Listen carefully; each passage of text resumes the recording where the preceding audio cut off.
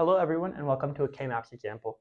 Today we're going to be going over this very long Boolean expression and we're going to be converting it into a K-map and then a very simple equation. First, before we continue, I want to talk about a small trick that I learned when learning about K-maps. As you can tell here, we have a very weird order. We go from 0, 1, 3, 2. We're going to convert that to decimal. If you're wondering why do we do it in this order, what actually is happening is we're changing one bit at a time. We're doing this because we want the ones that have bits that are changing very close to each other.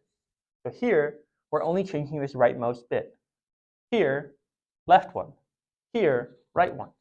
We don't convert from this one, go straight to this one, because that would be changing two bits at the same time.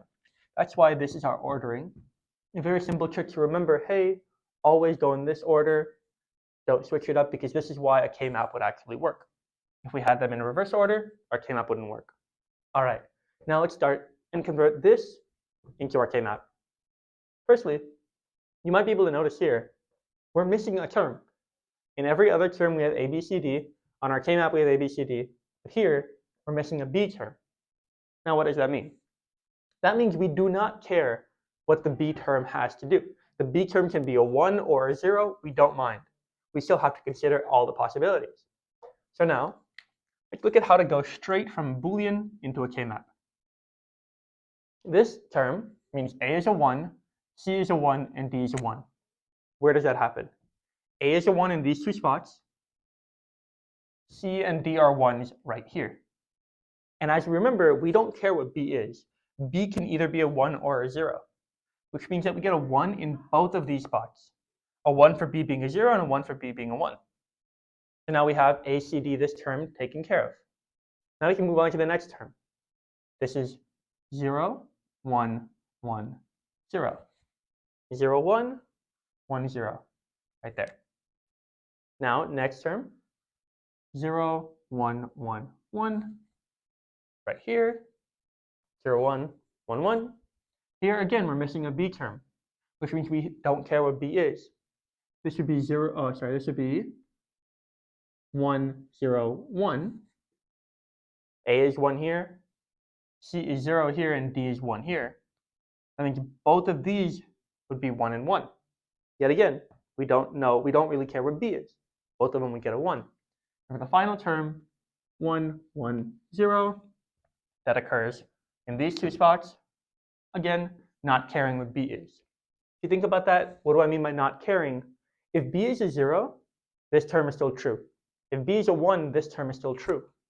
Our B value does not affect the outcome of this term, which is why our B value does not affect our K-map. Now, let's think about how to put this K-map together. How do we square and box our items? What we need to understand is, hey, we can box our K-map in 1s, 2s, 4s, 8s, and so on. So here, the largest grouping we can find is a 4. And I'll just start with this grouping of 4.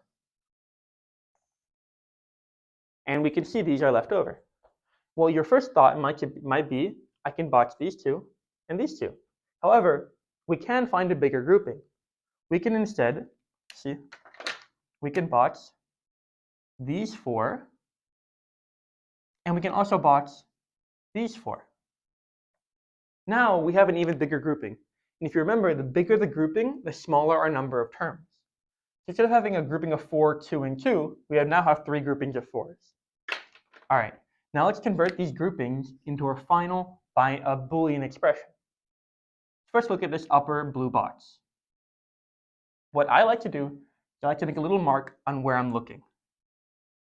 Here, we want to look at what does not change. For these 4 1s, we see that C is always the same. So C is one of our important terms. However, D changes. We don't care about what D does. Here, B always stays the same, but our A value changes. So we don't need an A term. Now, this box is complete. Check the red box below it. We have these 2 and these 2. When we look here, our A term stays the same, but our B term changes. We have A.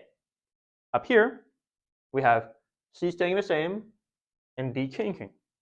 And finally, we have our last blue box. we're looking at these two terms and these two terms. Yet again, A stays the same, B changes, and over here, D stays the same. This is our final equation. We simplified this super long equation into a simple BC plus AC plus AD. That's it. We're done. Thank you.